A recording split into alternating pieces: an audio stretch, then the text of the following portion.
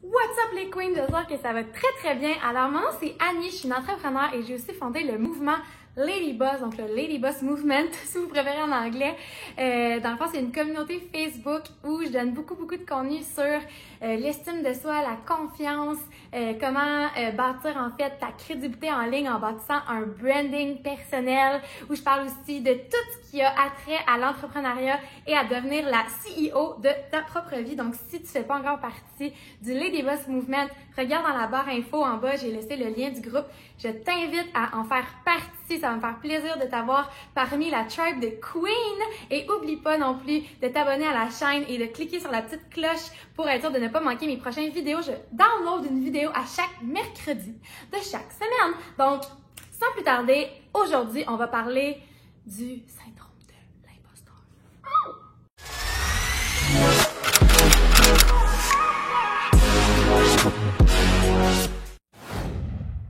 Donc, bienvenue tout le monde, j'espère que ça va super bien. Aujourd'hui, on va parler d'un syndrome qui arrive à énormément de gens en entrepreneuriat et surtout aux femmes.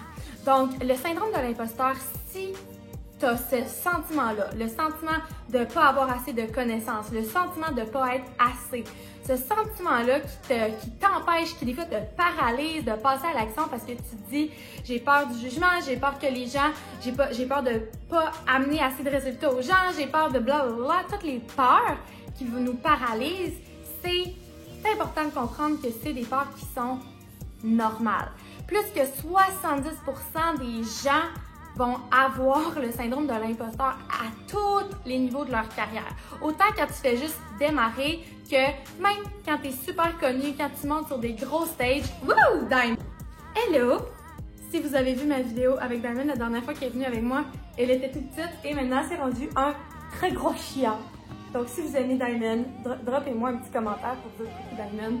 Mais là, maman fait une vidéo, Diamond! Maman fait une vidéo! On va voir si elle m'a tout décoiffé. Qu'est-ce que je disais? Malgré tous les niveaux que vous pouvez avoir dans votre business tout au long, c'est quelque chose qui est une réalité qu'il faut apprendre à vivre avec et c'est une peur en fait qu'il faut apprendre à gérer. Parce qu'en fait, une peur, c'est juste une peur. Une peur, c'est quelque chose qui est complètement créé par notre cerveau parce que notre cerveau, son but dans la vie, c'est de nous protéger. Donc, quand on part pour sortir de notre zone de confort, quand on part pour faire quelque chose de nouveau, notre cerveau, lui, qu'est-ce qu'il veut faire? C'est de nous ramener dans notre zone de confort pour nous protéger, pour nous garder en vie. Donc, il va mettre ces pensées-là, ces pensées limitantes, ces pensées négatives-là dans notre chemin pour qu'on retourne dans notre zone de confort. Mais si tu veux plus, si tu veux accomplir des grandes choses, si tu veux bâtir la business de tes rêves, bâtir un empire, il faut que tu sois capable de reconnaître que ces pensées-là, ce ne sont que des peurs et ce n'est pas nécessairement la réalité.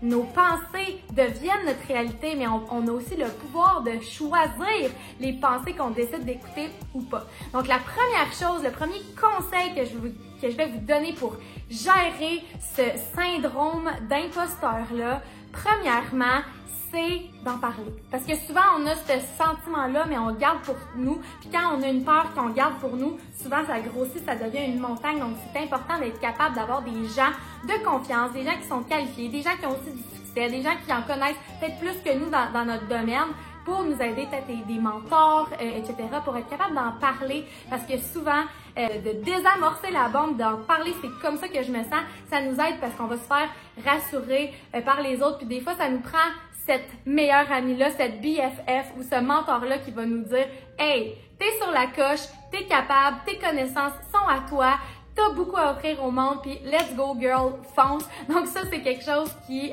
peut être important. Puis mon deuxième truc par rapport à ça, c'est en fait la première validation que tu dois aller chercher dans la vie, c'est la tienne. La validation ne va pas venir de l'extérieur. Si tu attends toujours d'être validé par les autres, si tu attends que ta valeur en tant que personne, en tant que femme d'affaires, en tant que femme, en tant que qu'amie, que mère, que peu importe, tu attends d'être validé par les autres, tu ne vas pas être heureuse parce que tu vas toujours être dans l'attente.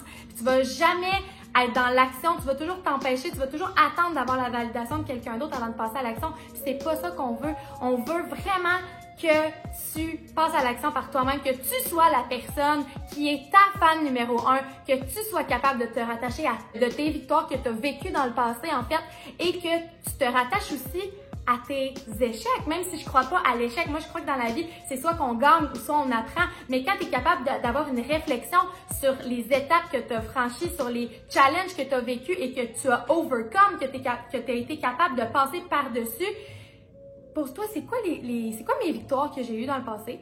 C'est quoi mes challenges que j'ai surmontés ou c'est quoi les défaites que j'ai eues, mais qui a eu une leçon? Quand tu es capable de voir les leçons dans chaque chose, que tu es capable de voir le positif de chaque situation, tu es capable d'être positive envers toi, puis tu es capable de te dire « Wow, en ce moment, j'ai vécu ça de victoire dans ma vie et j'ai vécu ça d'échecs, mais voici ce que j'ai appris. J'ai appris ça, c'est les leçons. Donc, j'ai jamais perdu en fait.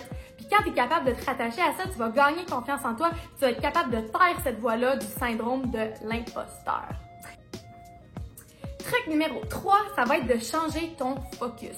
Tout ce que tu focuses va devenir plus gros, va prendre plus de place dans ta tête puis plus de place dans ta vie. Donc, si en ce moment, tu te sens imposteur, tu te sens pas assez, tu as des sentiments négatifs qui t'empêchent d'avancer, c'est sûr que si tu focuses là-dessus, ça va devenir plus gros. Puis si tu mets l'emphase là-dessus, tu vas le ressentir encore plus, puis ça va être très difficile de sortir de là. Donc, change ton focus. Au lieu de focuser sur le fait que t'es pas assez, que t'as pas assez de connaissances, qu'il y a des gens qui savent plus que toi, ou peu importe ces pensées limitantes-là que tu peux décider de ne pas accepter, en passant, comme on a parlé dans le truc numéro 2, je veux vraiment que tu changes ton focus.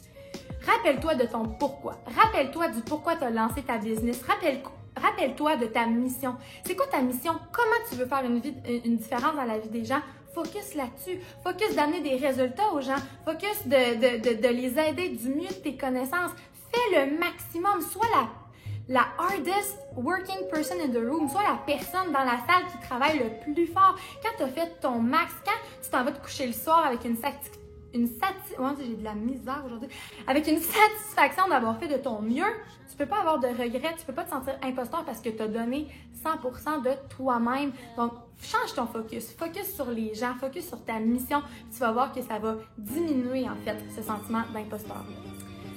Truc numéro 4, ça va être de te créer comme Marie Forleo dit, un hype file. Donc, moi, je parle souvent de se créer...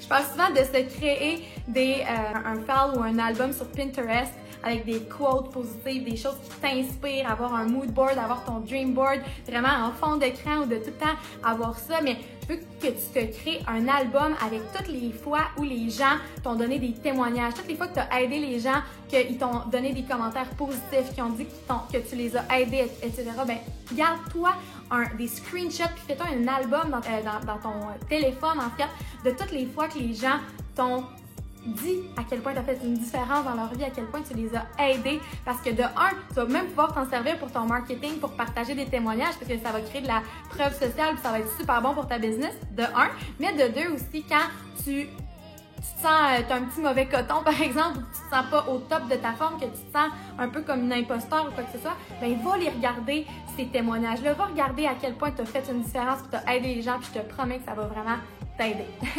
Le truc numéro 5 et le dernier truc pour aujourd'hui, ça va être de te créer un mantra.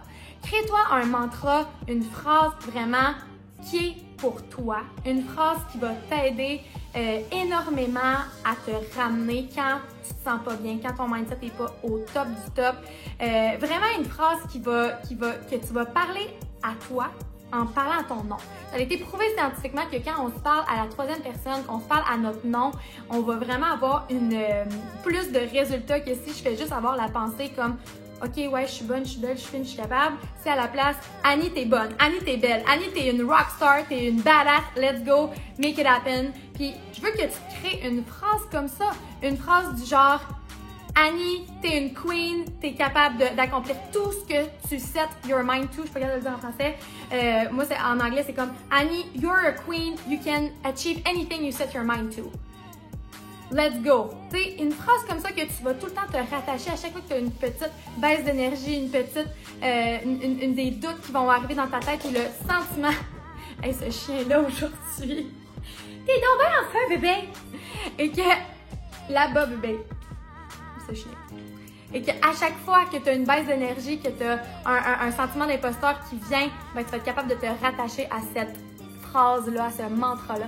Donc, j'espère vraiment que cette vidéo vous a aidé avec votre sentiment d'imposteur parce que oui, c'est normal, c'est quelque chose qu'on va tous vivre, qu'on va vivre plusieurs fois à toutes les étapes de notre business, peu importe le niveau de succès que vous avez, même Beyoncé, même Jennifer Lopez, ils se sentent imposteurs des fois, même après avoir vendu des centaines de milliers d'albums. Donc, c'est quelque chose qui est normal, mais quand on sait que c'est normal puis que c'est juste une peur qu'on peut décider de ne pas écouter, puis on est capable de prendre les outils puis de prendre la décision de changer, de ne pas écouter ces pensées-là, en fait.